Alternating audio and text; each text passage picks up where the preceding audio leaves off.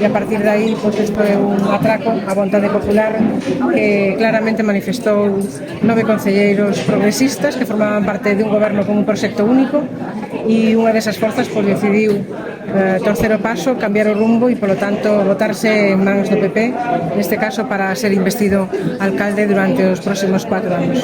Diz Amador que a oferta de do Minuto era 2 anos cada un, que estuvo esperando moito, é certo eso? Non esperou, a oferta estaba riba da mesa dendo luns e eu recibín a comunicación onte ás 11:30 da noite e vía teléfono. Me parece que non son formas para quen foi leal, transparente, generosa e sobre todo quen deu todo por este concello. Para min, personalmente, unha mágoa. Penso que perdemos todos e todas e sobre todo que máis perde o pobo de Xinzo. Que non haxa crispación, como se viu no pleno, non? Por suposto que non. Ante todo somos persoas e ese talante, esa conciliación e esa forma de estar e de ser me parece que queda sobradamente demostrada durante os últimos 4 anos na alcaldía de Xinzo.